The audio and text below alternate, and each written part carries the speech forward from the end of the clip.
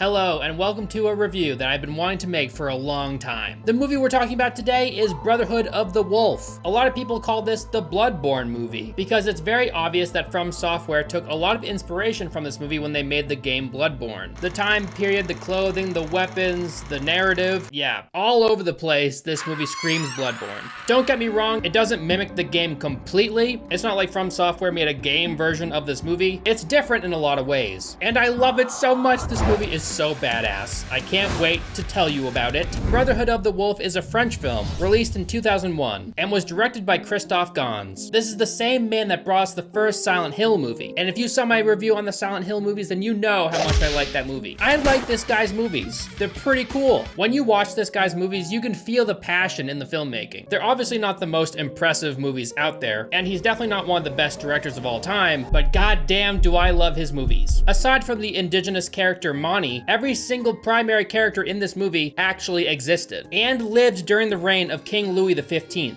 The movie starts with a French aristocrat writing a letter about the French Revolution. This is a French movie, so obviously there's going to be a lot of French names and French places that I'll have to be pronouncing in this review. So I apologize if I fail miserably at pronouncing them. In the beginning of this movie, there's a discussion about a mysterious beast that's running rampant around the land of Gevaudan. Gevaudan, I don't know. So yeah. Beast, Bloodborne. In the game Bloodborne, there are many beasts that are causing problems for people, and the people are the beasts. They like turn into beasts.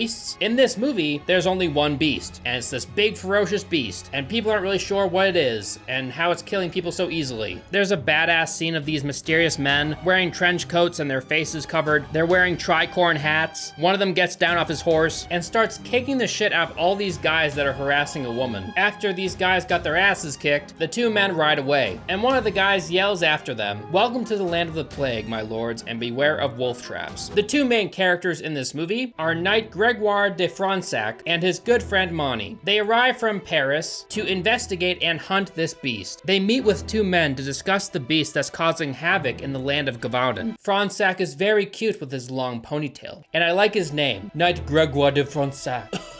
Indubitably. Fronsac and Manny investigate a woman who was apparently killed by the beast. Fronsac is not only a hunter, but he's also an artist. A very good artist. He draws hot babes throughout the movie. Here are the pictures of the hot babes that he drew. I'm sorry if they're censored. So yeah, he listens to a secondhand account of this beast, and he creates a drawing of it. And this is what the beast looks like, according to this person. Do you know it's pretty wild? This is based on a real story. There actually was a beast of Gevaudan. It was a real wolf-like creature that prowled the regions of, here we go, Auvergne and South Dordogne. I don't know how to say that, okay? During the years 1764 to 1767, killing about 100 people, often in very bizarre circumstances. Fronsac meets some French royalty and flirts with a very beautiful woman. He cockblocks this dude that's trying to flirt with her, and it's hilarious. He makes up a lie to make the guy go away.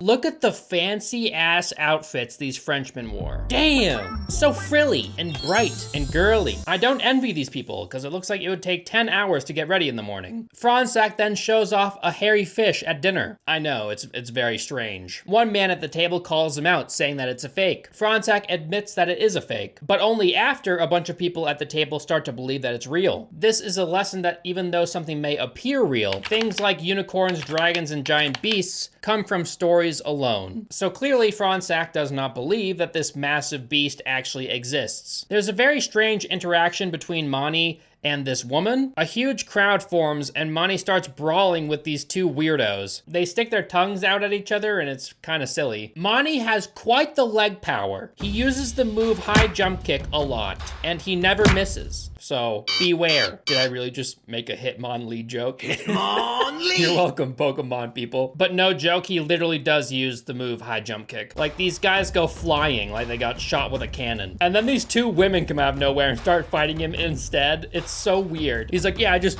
beat up a bunch of dudes. But yeah, I'll take on these two bitches, why not? And then a bunch of people start attacking him out of nowhere with raptor talons from Elden Ring, which is kind of weird because the raptor set in Elden Ring is by far the most Bloodborne-esque set in the entire game. It's very similar to like the crow set from Bloodborne. So the fact that all these guys are wielding the same weapon from this set, interesting. The actor Vincent Cassel is in this. He's a pretty successful actor now. He starred in big movies like Black Swan. I'm not sure what he's been in recently, but yeah, pretty cool to see him in this movie. And he's great in this. To be fair, most of the acting in this movie is great. Sometimes the side characters like the goons will be a little bit goofy and it'll be hard to take them seriously. But as far as the main cast, I was very impressed. So that random girl from earlier that Monty had a thing with, yeah, she starts to have a seizure. I'm not really sure why. It's kind of random. But Fransak saves her. Although later in the movie, this same girl distracts Monty, which leads to his death. So by saving this girl, Fransak indirectly killed his best friend. That's depressing. Ode, I'm sorry for spoiling things. Let's continue. Remember that cute lady that Fransak was hitting on earlier? Well, he meets her again. Her name is Marianne. They share a ride through the woods. It's very cute. Then there's a scene of a bunch of dudes shooting wolves with rifles. They're just hunting a bunch of wolves because they blame the wolves for all the strange deaths that are occurring in the area. It's a pretty fucked up scene. Wolves are cool. Leave them alone. I mean, unless they're like eating your livestock.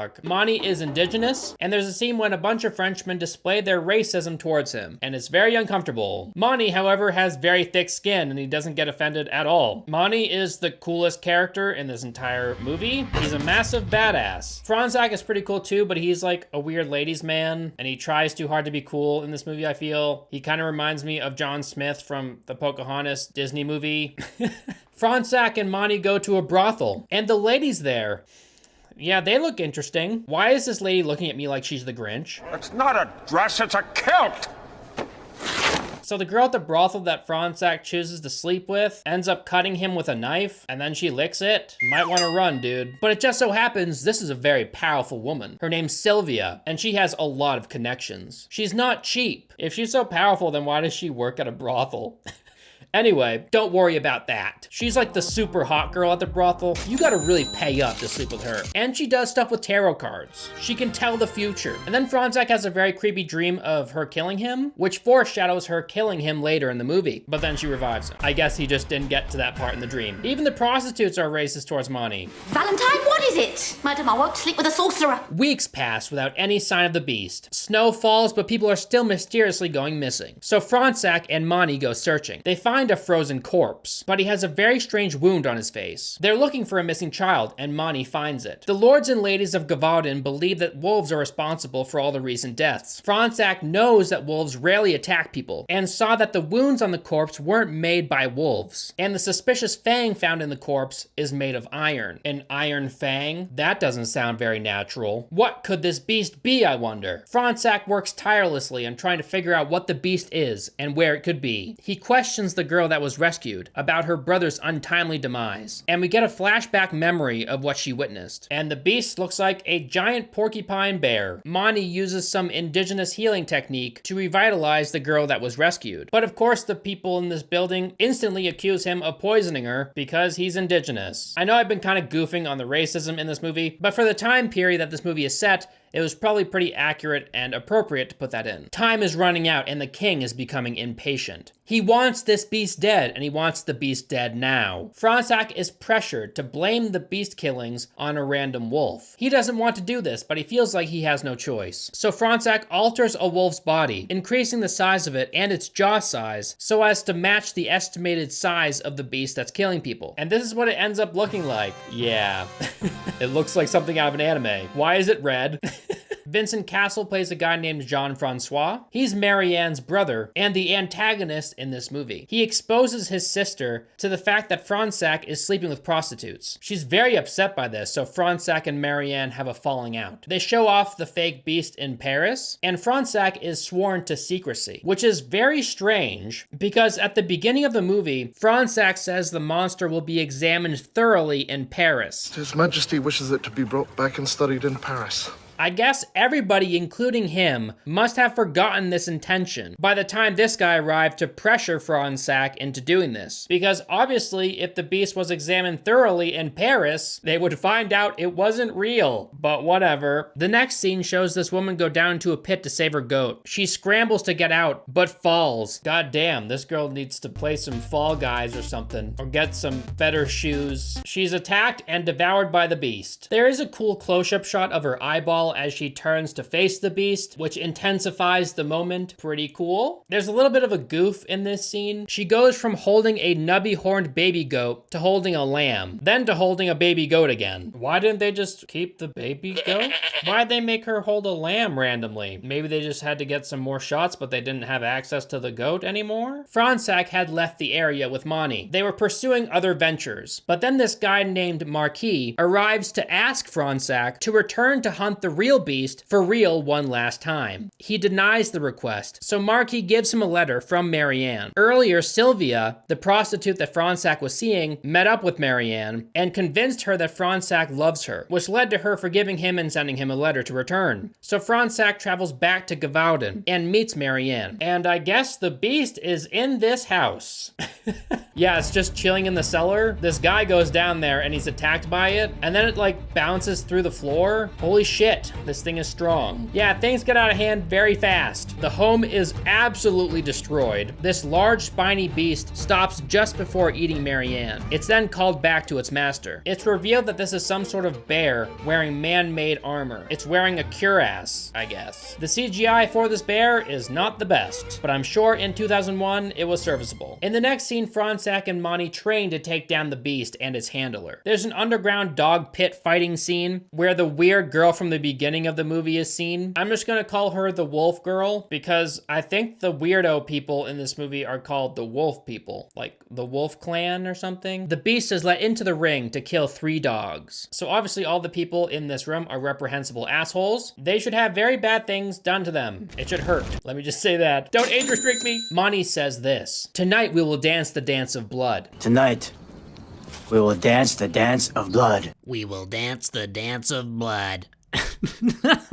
"And the beast will come to us with the sun." And the beast will come to us with the sun. You cannot tell me that this is not a Bloodborne movie. Come on, dude. It's very strange too because I scoured the internet looking for some sort of connection between this movie and Hidetaka Miyazaki, and I didn't really find anything. But I remember so thoroughly that back in the day, someone made a connection between this movie and Bloodborne, so I watched the movie and I really liked it. But I don't remember for the life of me what that connection was. It's pretty obvious that Miyazaki was inspired by this movie, right? Like, it's not just me. There's a trick weapon later. I mean, come on, dude. So they successfully lure the beast into a trap, but it breaks out before they can kill it and drags Marquis away. Fransak shoots it. Mani throws a hatchet into its face. It rushes at Mani. He jumps and cuts a spiked log trap that swings down and slams into the beast. Wait a minute. Where have I seen spiked log traps before? Let me think about that for a second. To prepare for his role as Mani, Mark Dacascos learned how to ride a horse, studied Mohawk Indian culture, and became fluent in French. Holy shit, that's dedication. I knew there was a reason why he was my favorite character. You go, Mani. Slay Queen. I can't believe I did that. Despite their best efforts, the beast escapes. Mani tracks the beast down into a strange lair. He's jumped by a bunch of goons with those claw weapons from earlier. He almost defeats all of them, but is distracted by the wolf woman he recognized from the beginning of the movie. He's shot by the mysterious masked beast handler. Mani's body is then dumped into a pit. It's found by Fransak, and he's not taking it very well. He brings the corpse somewhere safe and cleans it. The bullet pulled from Mani's body is a silver bullet. The same type of silver bullet that Jean-Francois showed off to Fransak earlier in the movie. Oh my god. You know what that means. He's obviously the beast handler. Holy shit. But how? Jean-Francois does not have a right arm, but the guy with the mask has a very gross looking right arm that we see him use throughout the movie, but we never see his face. So how is that possible? Just you wait. After some questioning, Fransak finds out where these people are hiding out. So he goes all spec ops on their asses. This is a pretty badass sequence. He enters a secret room filled with strange statues and other miscellaneous weird items. So this strange cult was experimenting on things? Oh, naughty. Where'd I hear that before? Did that happen in something else that I just can't put my finger on? It's revealed that the people that Fransak was working for knew about the beast and the people behind it all along. He was part of this operation to seize religious control over the land through fear. Fransak is promptly arrested and thrown in a cell. They plan to hang him very soon. Sylvia meets with him and tells him some information about the beast and how it's connected with the church. Wait a minute, the church was responsible for everything? Where did I hear that before? Fransak is given some some poisonous food by Sylvia's henchman. He's pronounced dead. Marianne is told of Frontsac's death and shown his body. He's then buried. Later, Sylvia has 2 men dig up his body. They had to poison him and revive him later, which was the only safe way to get him out of this situation alive. Jean-Francois is very creepy and incestuous with Marianne, but she definitely doesn't share those feelings for him. And there's a super creepy scene of him trying to come on to her. Jean-Francois, thinking that Marianne is disgusted by his missing right arm, shows Marianne that his right arm is actually not missing and is the same creepy gross arm of the beast handler. This guy desperately needs a manicure and probably some skin grafts or something. So yeah, this clearly identifies him as the beast handler. Marianne realizes that the beast didn't kill her earlier because she shares the same blood as Jean-Francois. This scene is so well acted that it's painful to watch.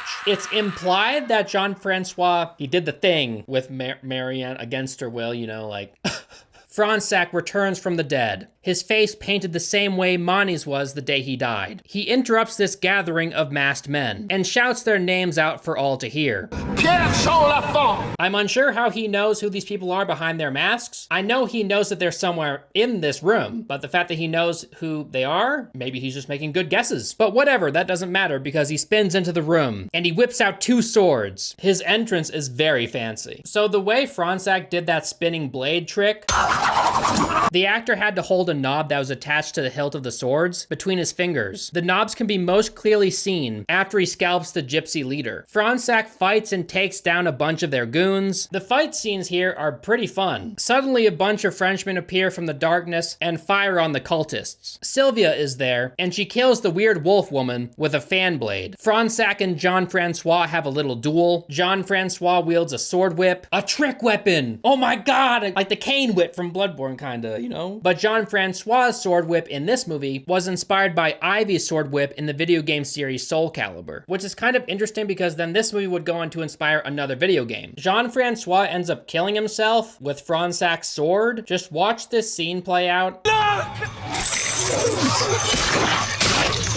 I think it's because he has his throat cut and he believes during this moment that he's lost the fight. So he ends it himself. He loves Marianne more than anything and he thinks that Marianne is dead. So he calls out something like, "Oh my god, Marianne, I'm coming to join you in heaven. Yeah, I'm sure you'll be very pleased to see me up there after what I did to you on Earth." You have united us forever, Fronsac. Sardis, one of the leaders of this cult, is chased down and eaten by the wolves. Justice. Because they were having wolves killed earlier in the movie. Very nice. Fronsac visits Marianne. She's dying, but Fronsac gives her some indigenous medicine that Mani used to save a different girl earlier in the movie. The poor beast that Jean-Francois was using to kill people all this time and spread fear throughout the countryside is visited by Fronsac and treated with kindness, something it had never experienced until now. Apparently, it was a cub of a beast Jean-Francois brought back from Africa. Jean-Francois had brought a strange beast back from Africa. Fronsac then puts it out of its misery. Fronsac and Marianne are believed to have left France on a ship, but nobody really knows. A deleted scene in the DVD revealed that Monica Bellucci's character, Sylvia, was in fact the only person who knew the whole truth to both sides of the story regarding the beast. She secretly watched several members of the Brotherhood while they were visiting the bordello, and she manipulated Fronsac into finding and killing the beast. Her character is believed to have worked for the Vatican. I really like this movie. Great acting by the entire cast, good camera work for the most part, and some very fun fight scenes. There is an excessive usage of slow effects in this movie, but I didn't really mind that. They were used to enhance certain moments, so I thought they were fine. I thought this movie was a super cool way to take some weird thing that happened in real life and turn it into a movie with interesting and diverse characters. So yeah, that's my review of Brotherhood of the Wolf. Go check it out if you haven't. I highly recommend it. Let me know what you'd like me to review next in the comment section down below. Don't forget to check out my clothing brand, alienclothing.com. That's AYYLIEN clothing.com. We have a lot of cool stuff over there that I think you might like. Thank you so much to all my patrons that make videos like this possible. I love you guys, and I'll see you in the next one.